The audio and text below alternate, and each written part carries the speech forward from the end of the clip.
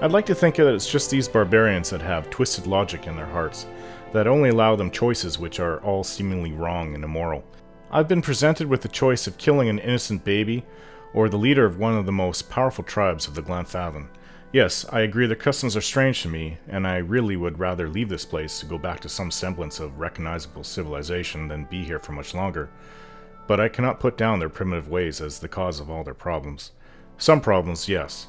On the whole, I've experienced as much wickedness back where I grew up. Palerow, in Ried Surus, was the place of my birth. The people of my country fell into the charm of Wadwin in the Saints' War, and there was nothing that they wouldn't have done for that false god.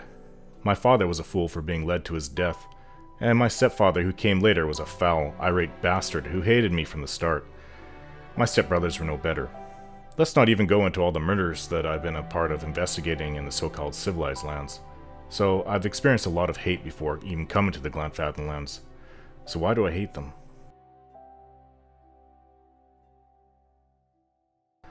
Sacrificial Bloodlines. Simoc, Anamfath of the Three-Tusked Stelgar, has led his tribe for nearly 200 years, but he has failed to produce offspring with souls fit to succeed him. Simoc confided his fears that his tribe, which defends the Glanfathan border, will grow weaker without aggressive leadership. However, he told me he's found a way to endow his next child with a stronger soul. Anamfath Simoc is fostering a daughter of the Fisher Crane's Anamfath. He's asked me to bring her to Keeper Werdra of the Ethic Knoll for a ritual that will allow him to consume her essence. The child is in a house by the river. Simoc has arranged for her to be left unattended. Simoc admitted that the ritual will involve sacrificing the child. Simoc's son, Lilrus, has confronted me about his father's plan. He asked me to poison Simoc instead. I can obtain a suitable poison from Bleda, one of the ovates of the Golden Grove, which is, I believe, they call everything such odd names. I think that's their marketplace. Ah, the sun's coming up. Right. Nice to see that. We've already been here for so many days already. I kind of want to get out of here as soon as possible. Now, we are actually here for something more important than dealing with Simoc. Looking at my journal, we're here to find Thaos. Anamfath Bethel has granted me access to the Old Song and Elms Reach districts. She suggested that I speak with the Delemgan Sisters in Elms Reach, near a place called Tir Evron. I don't know where that is, but according to what I've seen, it's in Elms Reach, she said, so it's got to be around here somewhere. And isn't this Bleda not? But the Estramoran will not cease their attacks. We must summon the warriors from every tribe. Beware, brother. Their lands would soak red, and so would our souls. All they talk about is protecting these stupid ruins. That's one of my biggest issues with these people. It's just senseless. They'll just be held back for all time doing that. They're not advancing themselves. They're not civilized. They're not... Maybe that's my issues with them. It's so cut and dry. You don't do it or you die. Don't investigate. Don't search through. Don't plunder these tombs, these old ruins, which mean nothing to them. Maybe that's why I hate them. Anyways, what is this place? We're also looking for this Bleda who sells poisons. Hello? Keep the peace in our sanctuary, Estramor. Israel earned my trust. Why do you continue to support Arona? The High Ovate has tended to the grove for centuries, and now abandons it to journey away from Twin Elms much too often. Grove. The Golden Grove is where Bleda can be found. I thought she would be... I don't remember the name of their marketplace. I thought it was called the Golden Grove, but this must be it. Well, there's a woman over there.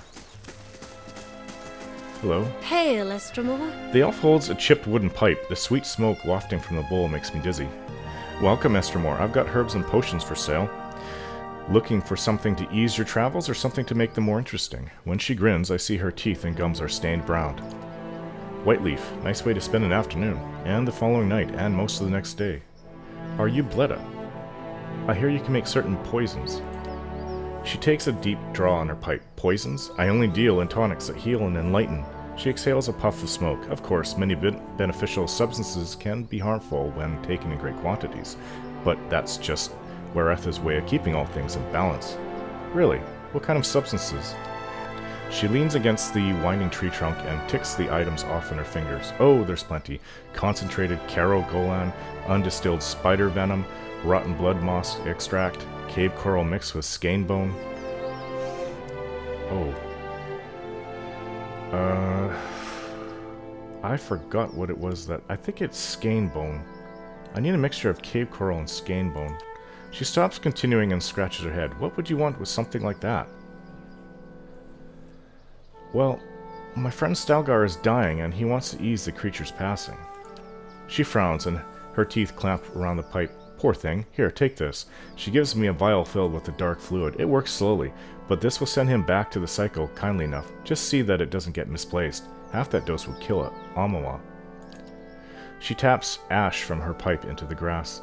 Was there anything else I can do for you? Let me take a look at your general stock. Potions. Lots of it. Vithrak brain. How will they manage to get that? They're very rare. Tiny sporling. It's still alive, it's not dead. She says it would make a decent pet. I don't think I want that. Man, do we ever have a lot of money. Okay, let's see if we can't trade anything. Well, oops. These items I wanted to keep. But this, great helm, cloth bandana, we can get rid of that. We've got a lot of herbs that we've been... Well, we don't use these traps.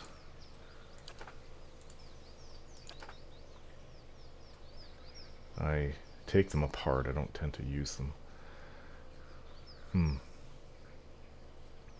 Trade those. A lot of herbs we've gathered on our travels. Look at this. 40 ooze plasma. Oh. Stelgar hide. They'll probably love that here. Wolf hide. A lot of... I just read that book the other day. It's the Selected Correspondences of Giftbringer Aiden. The Durwood Part 1, Early Colonial History. Bear hide. A tiny beetle. Oh, we don't need this. Elder Stelgar Fang. All these things are extra we don't need. Antelope Home Horn. Lion Fang.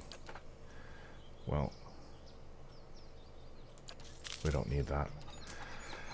Alright, now let's check my journal to make sure I actually did get the correct.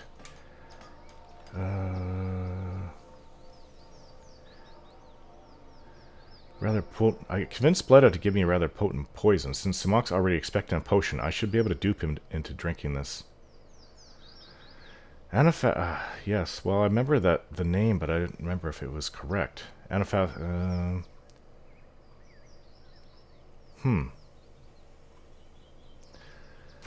No, maybe it was just a distant memory connected to the souls. Who are these people? These ovates they keep talking about? All are welcome in the Golden Grove. Hello? We protect the life of the Golden Grove. Who are these people? An elf with placid green eyes nods in greeting. Welcome to the Golden Grove, traveler.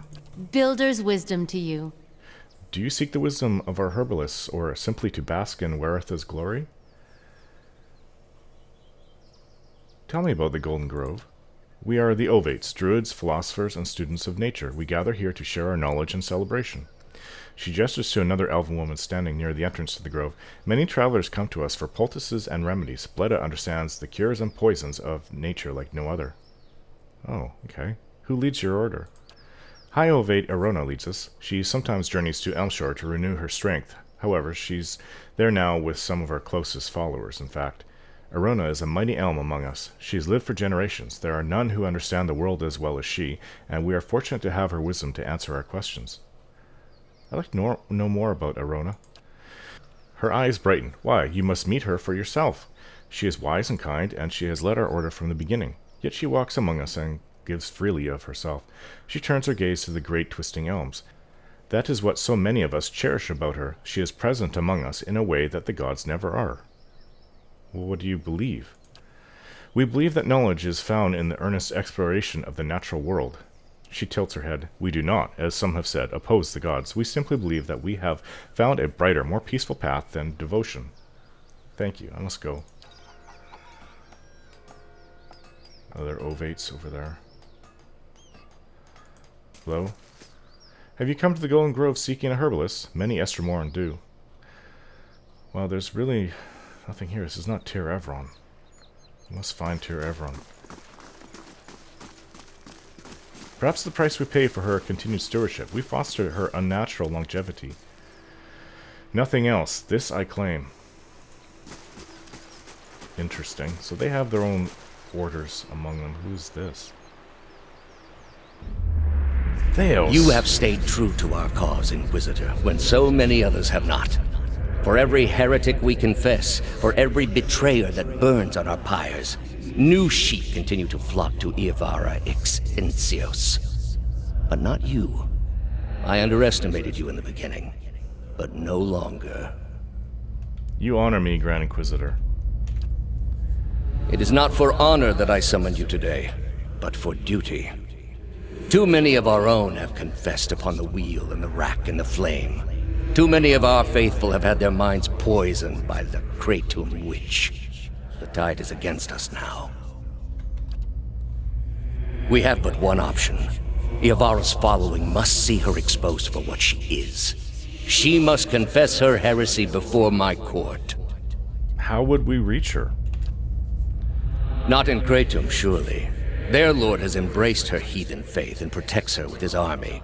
But in Oceanus, things would be different. The king of Oceanus is a sinful man. We have helped him to see the error of his ways, and now he fears for his soul.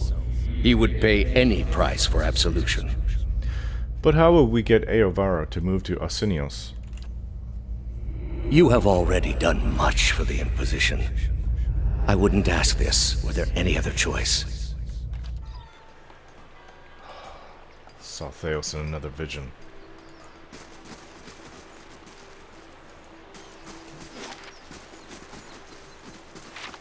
Oh, there's more to this section of the city. Shake my head. Clear it of that old memory. I was once working for the man. Doing his bidding. He was my master. Like my old master Edwin. But even more so, I was devoted to the cause. It was part of some Inquisition. This must be an older part. It's almost like this place was built on the ruins of that they so eagerly protect all over the world.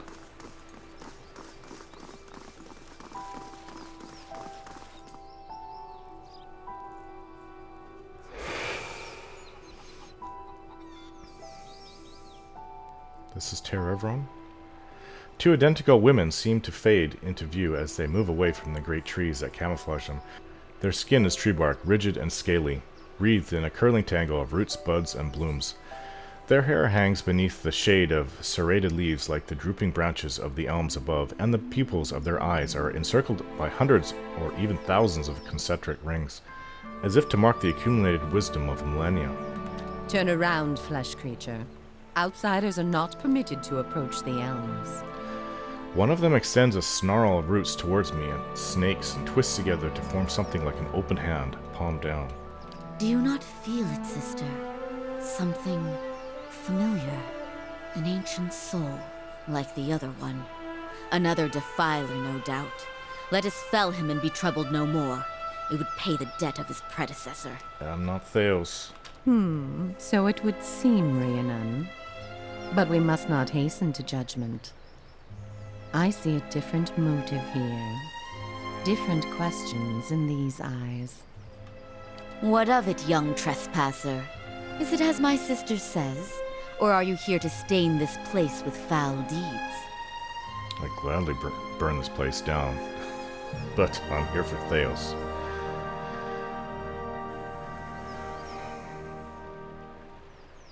I seek a man who came through here. It sounds as though you've already met him. There! By his own admission, Sheetha. Really, sister? And you wonder why your leaves begin to fall out before midsummer? Clearly that man did not want to be followed. Whatever the relationship here, I suspect it is anything but cordial. Sheeta turns back to face me. The answer is yes, old one. We crossed paths with Thaos not long ago, and we can tell you where he went. But I find it curious that anyone would seek him out. Suspicious, even. If we are to help you find him, we would know why.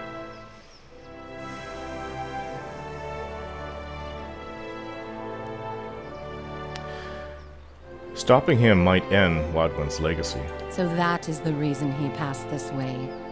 This is low, even for the Leaden Key. I told you we should have confronted him, Sheetha. He has always been a poison. It would have been the last thing we ever did, sister. Who can be said to have ever gotten the better of Thaos? Yes, but imagine how much fun it would have been. Can't you just picture him all strung up in vines like an angry little puppet? I don't think that would stop him. He would just leave his body. But that's not what this is really about, is it? You are bound to that man. I am? I see it now. You are awakened. Your soul is awake, and something once buried deep now wells to the surface. Past overwhelms present, closes in around you. Your time has nearly reached its end. I just need to get to Thaos. I am sorry to tell you this, but Thaos cannot give you what you seek. Nor can any man. An awakening cannot be undone, any more than your past can be undone. I'm beyond that now. I'll suffer the consequences of being what I am, a watcher, if it means stopping Thaos and ending Wadwin's legacy. What's she mean? I thought Merwald said. Elos's face is rigid. This is permanent? Sagani's gaze flickers to me. I'm sorry. We did not come down this road together to be refused passage by a pair of talking saplings. Medicio, there must be some way. So this has all been for nothing. I'm going to lose my mind. Well, it's to stop Thaos, though. The soul is formless without a past to shape it. Did you truly expect to be able to wipe it away?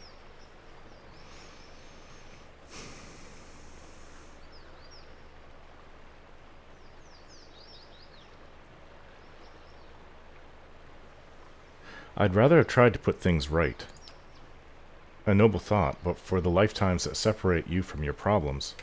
However, as much as my sister speaks truly that there is no way back from an awakening, there may yet be a way forward. Would you agree, Sheetha? I would. Were the way not so likely to end in death.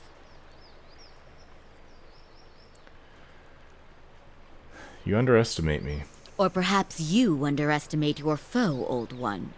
Where your soul is renewed in its ignorance in each span of your life, his only grows in cunning and resolve. It doesn't mean I can't stop him.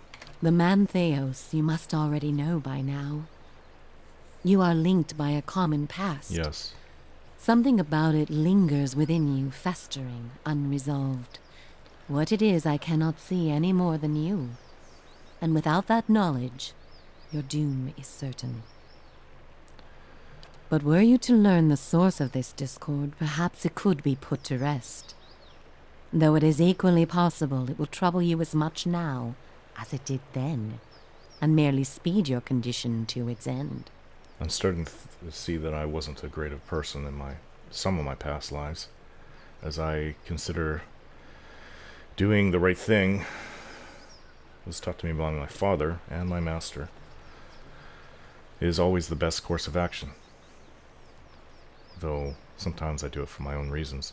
My past comes to me in pieces.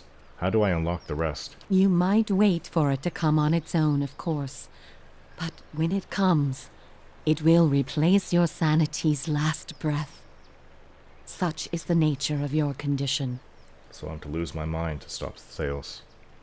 Or you could learn it from someone who already knows.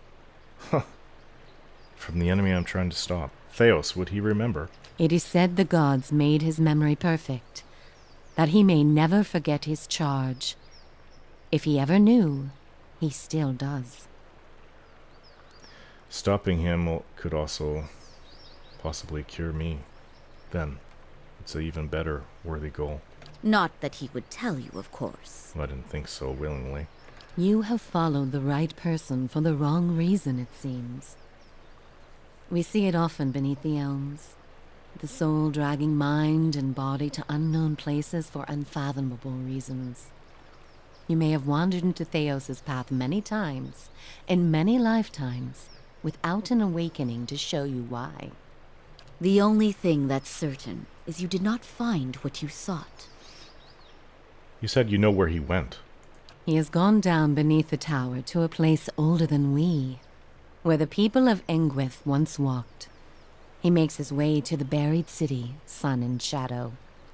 May he stay down there and rot with the remains of his people. He may yet. He won't be returning the way he came, that much is certain. He opened a secret path in the tower's base, and saw it destroyed behind him through some vile means. How do I follow him? Is there another way to get to him? We know of one. On the burial isle, through the court of the penitents, Braeth Yaman. A shortcut, in fact. Ah. Don't be cruel, sister. The way my sister speaks of is not for the faint of heart. A great pit at the center of a forgotten court, where faiths were judged in place of crimes. To most, it is simply a gateway to death. With the help of the gods, it can take you where you want to go. The help of the gods, huh? What do you mean with the help of the gods? The pit is said to have been a means of judgment by the gods. Those cast into it are meant to die. It is that way you must pass to reach Sun and Shadow. I'm to be judged by the gods. The gods I do not like, or particularly wish to have in my life. I don't know what they'll think of me. If it's true, it could be some kind of nonsense you're speaking of. The court is old. We do not know much for certain, but it would seem only the gods themselves can grant passage. What is the court? No more than a ruin now. It is older than we, a place for the trial of heretics.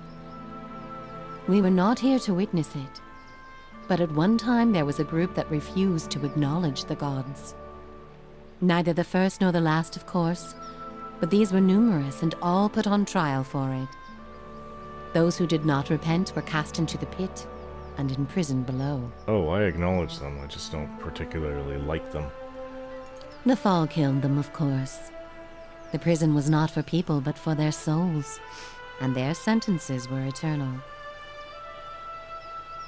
It is said that many of the condemned repented and were permitted by the gods to ascend from the pit, so long as they pledged their service to one of them.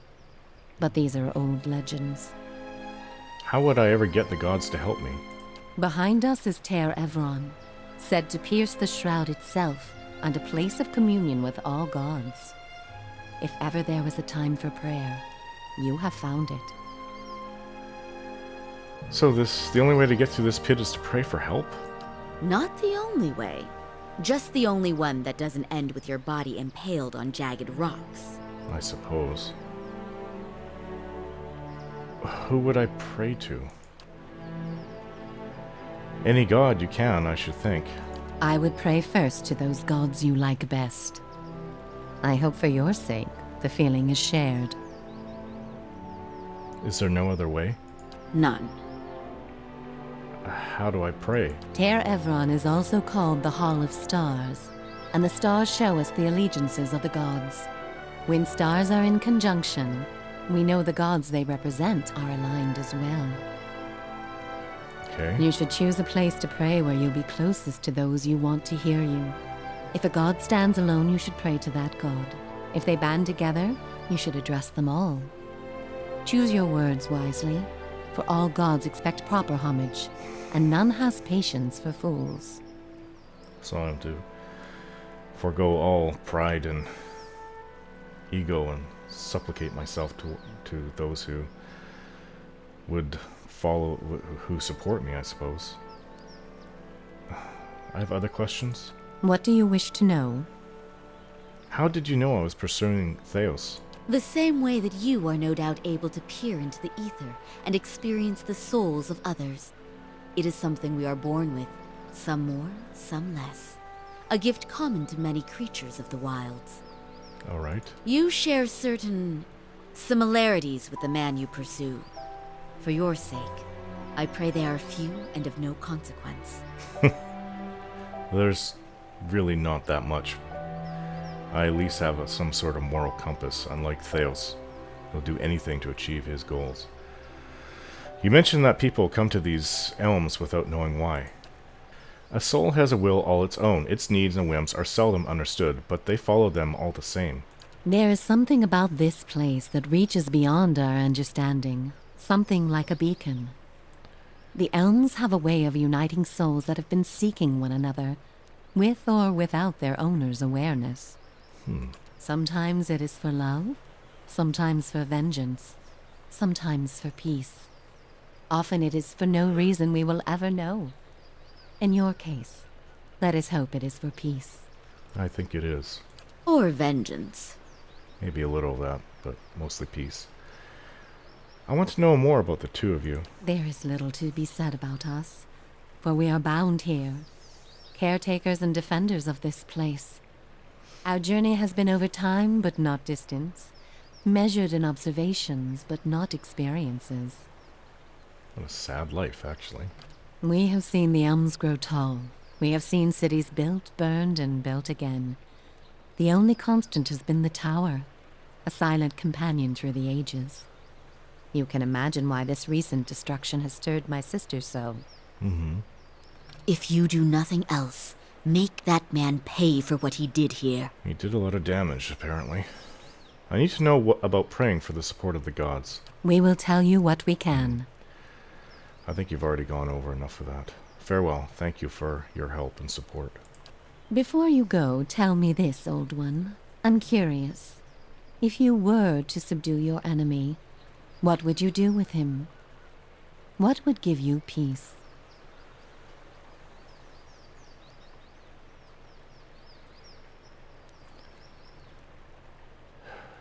Well, if I had a choice of a god, of course I would make him a better person. And to try make him undo the damage he's done. But I wish to undo the harm he's caused, first and foremost. You would need to have twice as many lifetimes as he to repair his savage work. But perhaps there are strides you can make. All the same, think on this matter. Be assured in your course. In the end, it may mean all the difference, not just to his soul, but to yours. And be warned. Some questions have answers that can never be learned, and it is those that trouble the soul above all others. May you find an answer to yours. They've helped me immensely. I know what to do now.